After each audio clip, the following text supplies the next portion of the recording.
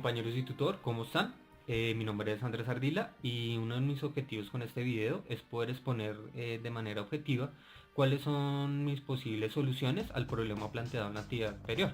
que fue el caso de la corrupción en funcionarios públicos. Bueno, como primera medida, uno de mis primeros puntos para poder llegar a solucionar un problema de estos es, es como cada uno de nosotros somos conscientes y lo suficientemente conscientes para darnos cuenta de qué es realmente lo más importante y lo necesario para nosotros y para los demás, ¿no? El poder llegar a un estado de conciencia como tal es poder identificar que realmente somos personas justas en los procesos que vivimos continuamente con las personas que viven a nuestro alrededor, ¿no? En el trabajo, en la calle, cuando cogemos un bus, cuando saludamos a otra persona, todos esos espacios en donde tenemos que compartirlos con los demás son los espacios más importantes en donde nosotros deberíamos desarrollar una conciencia lo suficientemente fuerte para identificar qué es lo realmente justo para todos, ¿no? Entonces, me parece increíble, es una anécdota que le pasa a todo el mundo y es ver, digamos, por ejemplo, subirse a un Transmilenio en Bogotá, es ver cómo la gente se pelea por un puesto, cómo no, digamos, ofrecen las sillas a mujeres embarazadas, cómo es un karma súper tenaz subirse a un bus porque todo el mundo se quiere meter como un loco, ¿sí? Es ver, digamos, por ejemplo, la gente critica mucho la corrupción y habla de los políticos, es que el político no sé qué, el político tal. Me parece que una de las principales soluciones a este problema, de en vez de estar hablando de los demás, es concientizarse uno mismo como persona, viviendo en una comunidad y darse cuenta que uno puede empezar con el cambio. Es decir, si yo sé que es injusto tratar mal a una persona en un Transmilenio, porque sí, o colarme, o no ofrecerle la silla a una persona que la necesita, desde ese punto de vista yo estoy siendo corrupto, ¿sí? Porque estoy impidiendo que los procesos se lleven a cabo de una manera saludable, una forma que permita que las cosas fluyan naturalmente y que estén enfocadas hacia el bienestar de los demás y de uno mismo también, ¿no? Entonces, si yo soy una persona joven que puedo permanecer una hora en el Transmilenio de pie, pues bueno, yo le doy la silla a la otra persona, ¿no? Es ver ese tipo de ejemplos, ¿no? También, digamos, en lo cotidiano, cuando uno va a hacer negocios con la gente, lo más común es que la persona que quiera hacer negocios con uno le quiera ganar más de lo que debería, ¿no? Entonces ahí es donde viene la parte de negociación, quién es el más vivo. Entonces yo voy a ganar más. Entonces todo ese tipo de circunstancias son las que me permiten a mí identificar que efectivamente el problema de corrupción es un problema que se puede llegar a solucionar en la medida que cada uno de nosotros sea consciente de las cosas que está haciendo y cómo podría intervenir o cómo podría participar sin que se busque un propio beneficio o mucho beneficio sobre las cosas que se están haciendo, ¿no? Entonces ese es mi primer punto, ¿no? Obviamente ese punto para que llegue a ser válido, pues obviamente tienen que pasar muchos procesos a nivel social. No es algo sencillo, ¿no? No todo el mundo vive las mismas realidades, hay gente que le toca muy duro, hay gente que vive en contextos, me imagino, un contexto de gente que vive en la política, es quien puede estratégicamente hacer más que el otro, cómo puedo conseguir un contrato y ganar más billetes desde un lado o el otro, quién me ofrece más plata. La gente que vive dentro de esos medios, eh, muy posiblemente se educan bajo ese estereotipo de que yo tengo que ser el más duro, tengo que siempre ganármelas y entonces claro, obviamente ese tipo de relaciones entre las personas y entre los diferentes cargos a nivel público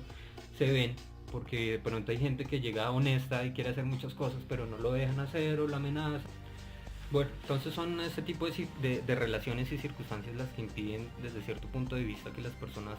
logren solucionar estos problemas o desarrollar ese tipo de conciencia que es la que necesitamos pues para impedir que estos casos de corrupción se sigan ocurriendo, ¿no? Pero bueno, para que efectivamente esta propuesta pues tenga algo de validez o tenga algo de sustento, obviamente pues tienen que haber otro tipo de procesos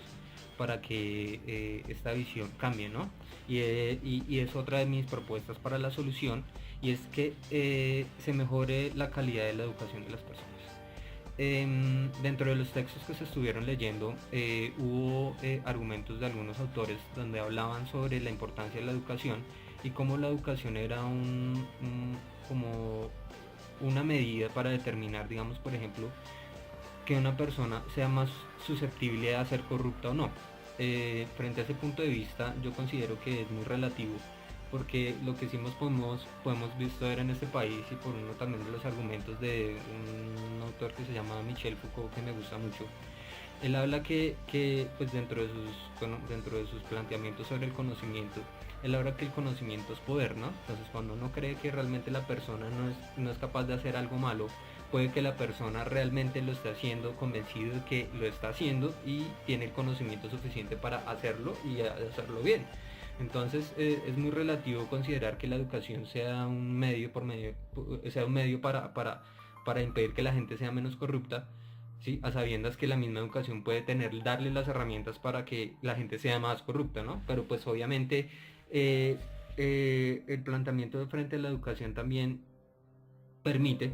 ¿sí? Obviamente que las personas tengan acceso a cierto tipo de información que es vital para que estos cambios se lleven a cabo. Si una persona, por ejemplo, que vive en un contexto en donde no pudo ir a estudiar, donde no se pudo educar, donde no tuvo la oportunidad, digamos, de estar en una universidad, lo más probable es que esa persona no logre desarrollar ciertos conceptos que son necesarios para que este tipo de cosas se den, ¿no? Digamos, el manejo de la autoestima, el saber que uno es una persona que es importante, el manejo también de esa autoestima a nivel general, a nivel comunitario, el poder saber, digamos, por ejemplo, que si vivimos en un país tan hermoso como el que tenemos que cuidar nuestros recursos, tenemos que cuidar las cosas que es de nosotros.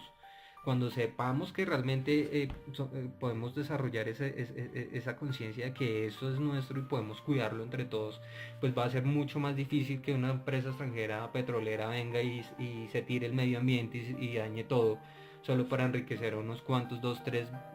personas, ¿sí? Y no más bien enriquecernos a nosotros mismos también, no solo con dinero o con cosas, sino también con conocimiento, con cosas que realmente también valen mucho la pena, ¿no? Entonces también de los planteamientos es que estos procesos se van llevando a cabo a medida que la educación en las personas va mejorando, ¿no? Y